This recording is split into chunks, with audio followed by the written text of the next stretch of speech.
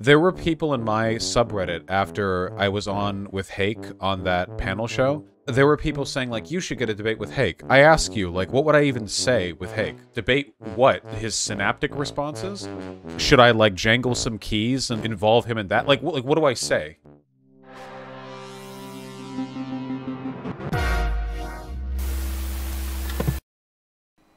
Good evening, ladies and gentlemen. Welcome back to The Crucible. I'm your host, Andrew Wilson. Tonight we have a special edition debate for you between Vaush and Hake from the Hake Report. I would say Vaush from Vaush, but that seems kind of redundant, right?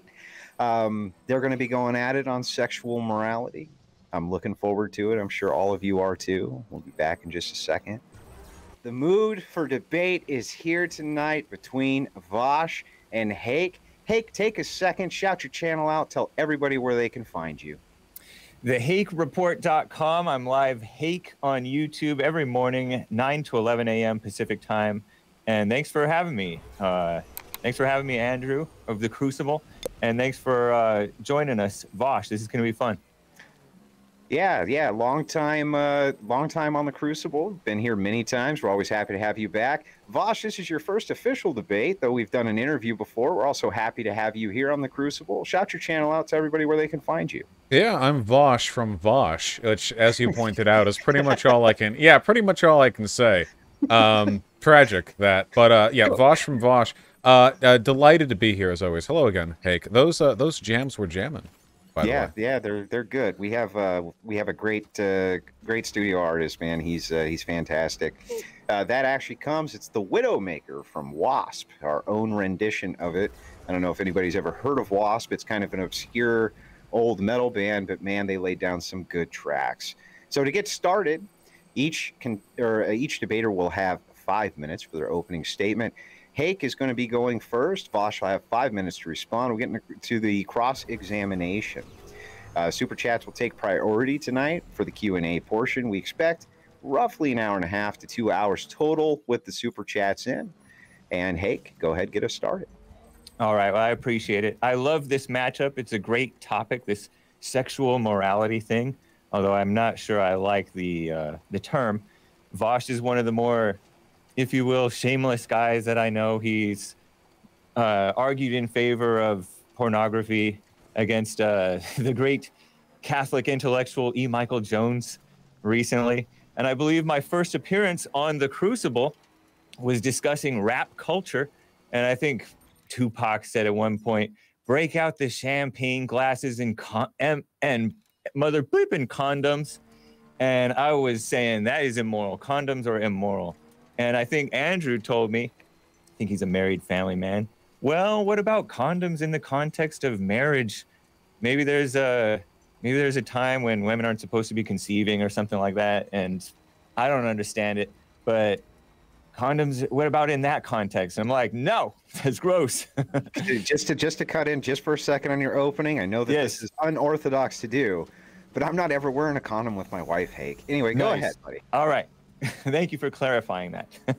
I don't think that there's any such thing as sexual morality, because morality is not sexual. There's only sexual immorality, and that's just another form of it. I think it comes from other immorality that's in our hearts. Yeah, all of us get evil into our hearts as we grow up, and as we get older, we get more and more corrupt.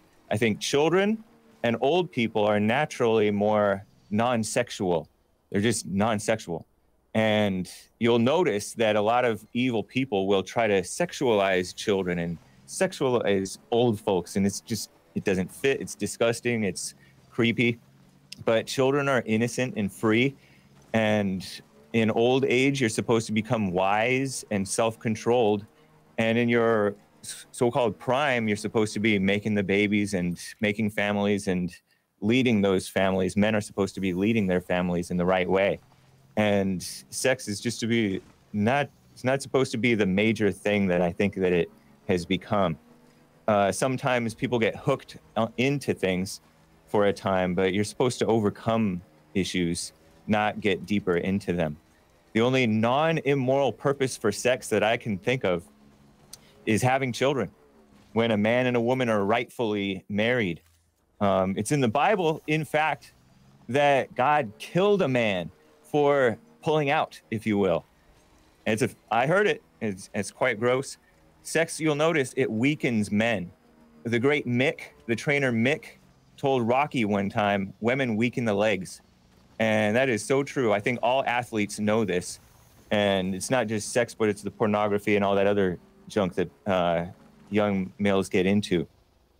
And the women and other evil people use sex and perversion to control the men. I've heard it's even used in some cases from one country against another to weaken the men.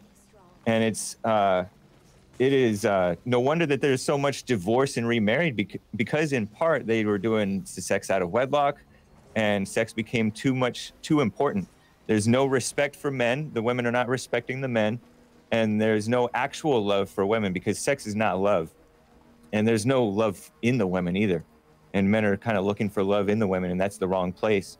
I believe that the Bible even condemns putting it where it doesn't belong, in the exit-only area. And common sense, nature and nature's God says that's not right. These LGBTQ alternative things aren't even real sex at all. It's just self-indulgence and maybe mutual exploitation, mutual indulgence. But it should just, in reality, I think it should just be a minute and done. And it's because it's not love. Anything else, I think, is false idol worshiping of the body, which is, it's encouraged right now to get women to get all this pleasure or whatever like that. I think that that's just demonic.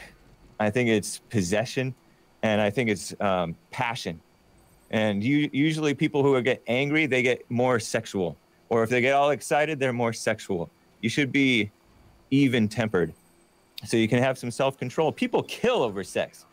People who become boyfriend, girlfriend, and all that stuff, relationships and breakups do not need to be so insane. And I think that this consent thing is ridiculous. You'll notice that the liberals and the female-minded emotional intellectuals think that consent is just about the only thing. Consenting adults is the common phrase, the only prerequisite for having sex. I think that's a red herring, because just because you're consensually exploiting each other doesn't make it right, and it's nothing to be proud of. They're pushing pride like crazy. We're coming up on so-called Pride Month right now, the LGBTQIA plus Pride Month. What's to be proud of with that? It's not something to be proud of. It's something to hide if it's something you're into, and to overcome quietly, not be blasting out for female-minded people to prop you up. Think about it. The commie capitalist corporations and the phony politicians are all kissing up to the sexually immoral to promote wrong as right and tell you, be who you are. That's not who you are. It's something that you got into, and you're lost, and you're not special. You're being used. Feeding the ego is dangerous. Don't fall for it. I don't know how much time I have left, but you have a minute and a half, Hake. Okay. Another word for Satan, I think, is imagination. And pornography feeds that stuff. And I think that it's dangerous. Like any abuse, it tends to get worse. It draws people into darker and darker, more corrupt and twisted things, away from what's natural and right, into depravity. It makes at best, it makes undignified, functional males and females just have this hang-up, right, that they occasionally fall into. In worse, quote-unquote, worst cases, it devolves into homosexuality, rape, murder, all kinds of stuff. It puts the woman as God. You see these woman porn stars all talking politics like they know what they're talking about, and trying to demand money from men, and all being all degenerate and disgusting. She gets so full of herself, and then in the end, she's miserable. I think this is spread misery until the man flips out and kills the God that he made of her, or else he becomes her slave, and it's pretty disgusting. There are many ways to be evil. It's not just homosexuality or child abuse or non-consensual things or stuff like that.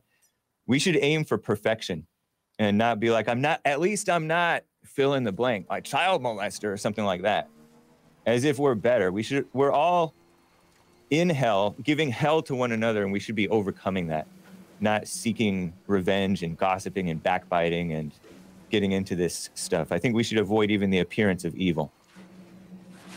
Okay. Thank you so much for that opening statement. I did want to say, everybody, make sure you like and subscribe to The Crucible and do all that bullshit you're supposed to do to grow a channel, blah, blah, blah. I will say before I hand this over to Vaush for his 5-minute opening, this comment did catch my eye. Wham, bam. Thank you, ma'am. Right? Yes. I couldn't help but pull that one up. Vaush has 5 minutes on the table. As so often seems to be the case, I'm left in the unfortunate position of not knowing whether or not I'm just surrounded by trolls, and I have no idea how seriously we're all taking this, but I'll try my best, you know, see what I can do. So I'll my word on it. It is serious. I'll try to address this as substantively as I can. So when we talk about ethics, depending on the ethical system that you subscribe to, you know, you are going to arrive at different conclusions about what is or is not moral. If you subscribe to a divine command theory, as I believe Hake does, the idea that like what is good is in the Bible and that's the end of it, you know, I guess I would just be curious as to why Hake's positions seem to be more orthodox than those of essentially every religious society on Earth. You know, the perspectives that he holds here are maybe one or two of them you can find like commonly accepted in some of the more orthodox, like say Saudi Arabia or stuff, but all of them in tandem seem more like a caricature of what a secular person would create to make fun of religious people, which I guess is fine by me. You know, it seems a bit odd to run things that way. I guess, like, to roll it back, though, like, you know, we say sex is for the purpose of procreation, and that's great and all, but I guess I kind of want to, and this is all I really care about, I want to work through the God in Hake's mind. You know, God is everywhere, right? There's a little bit of him up there in your noggin, and I want to know, like, why is sex immoral? Like, I want to understand this. So let's say that, like, sex is for procreation or whatever, okay? Explain to me, like, as a secular person, where does that logic come from? Because there's a lot of stuff that God prescribes in the Ten Commandments or whatever that totally makes sense to me. You know, thou shalt not kill, covet thy neighbor, blah, blah, blah. That makes sense. You know, I can rationalize that. Why would God not want us to do these things? Well, it hurts people. We're his creation. You would look at, you know, Earth and see, well, maybe life would be better if that wasn't the case. How on earth is not making women come making the world a better place? I want to know. Well, you didn't say you don't make women come. I think you said you don't want to do it for more than a minute. So I guess maybe you're very, very good. But yeah, I guess I want to know. I want to understand that. Like, would that be the ticket you'd run on as a politician? Like, no more female orgasms? How do you roll with that one? That's the main thing that I want to know. We can work from there. All right, gentlemen, the floor is open. Wasn't quite expecting it to go this way, but fuck it, let's do it. Go ahead, Hake, you're up. I think the ethics stuff comes from like common sense, and I don't know if sex is always immoral, but it's something dangerous, not to be toyed with. And a lot of times we have this laissez-faire, oh, you should please the woman. And right now, that's part of the problem is in life right now in society that you see is this over eagerness to please the woman in one way, not just sexually. I'm talking about pleasing women, listening to them, catering to them, and letting them worry their pretty little heads about politics and stuff. All of this, there's a lot of kissing up going on. Sex, but I think it's self-evident. I think even you know that sex is not really a toy to just flippantly use. I have a pretty casual attitude about sex for the most part. I feel like most of what you say about sex being potentially dangerous could be applied to literacy as well. This is one of the reasons why the Catholic priests during the Middle Ages preached in Latin, which was a language that wasn't understood by the flock that they preached to.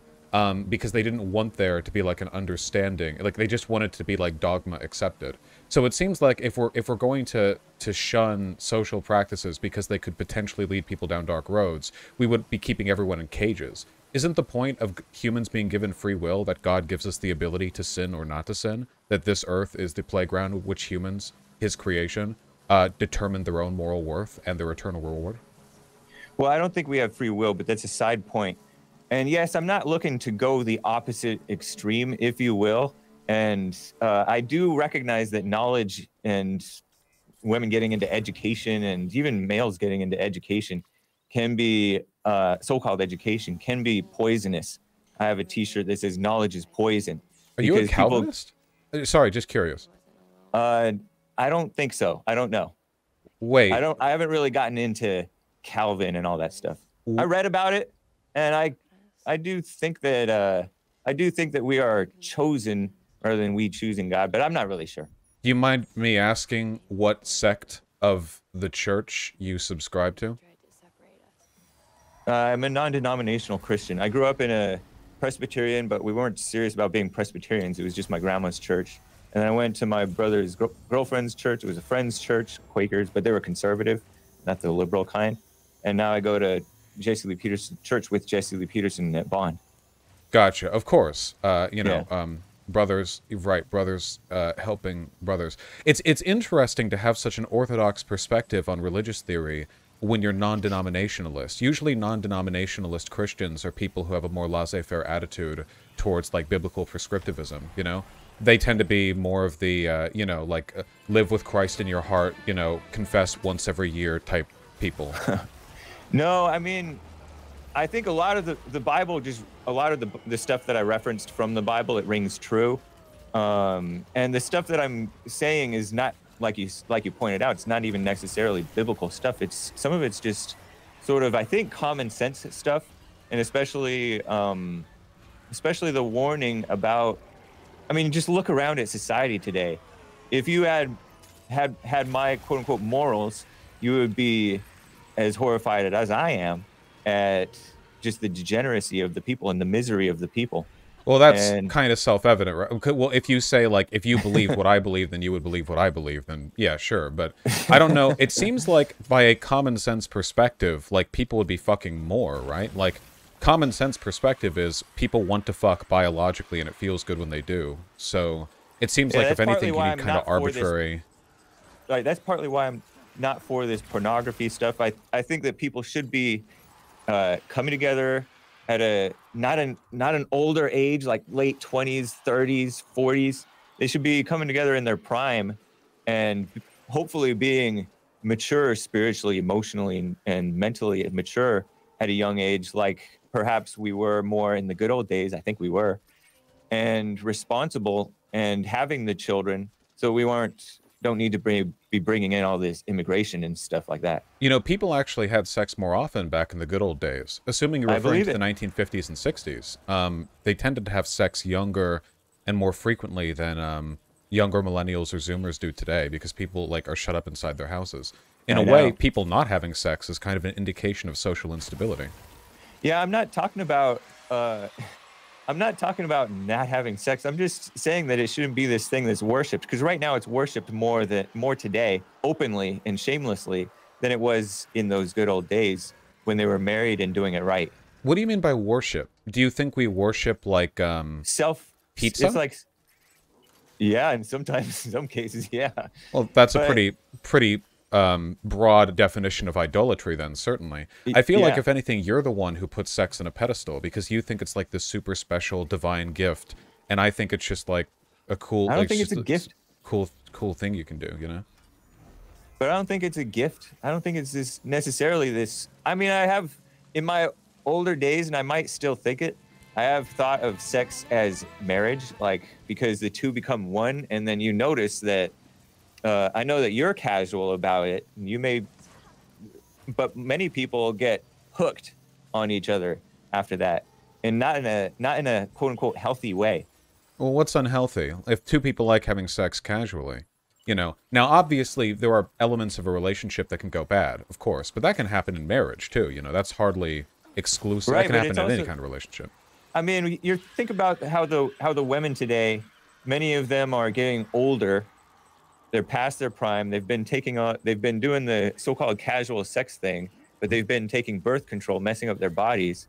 And then when they come to find out they can't have babies, or they come out wrong or something like that, then they end up more miserable because they haven't done it the right way. I think, I mean, you can usually reliably have children up into your mid to late 30s, and even after that, I think there's just like an increasing likelihood of some conditions.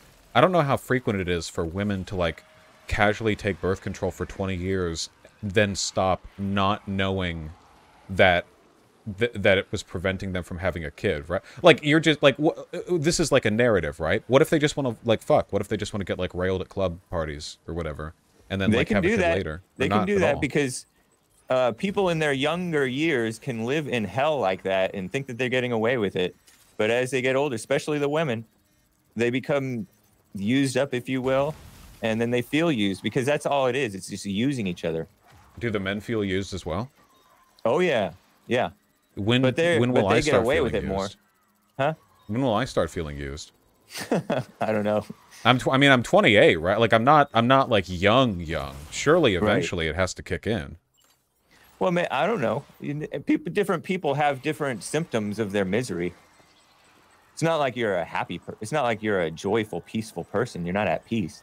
I'm not at peace like Reverend Peterson. I'll admit I haven't yet attained that divine level of tranquility. But you know, I'm working on it a little bit. I think I'm getting there. Yeah, I know a lot of people who do have the whole you know, trad wife.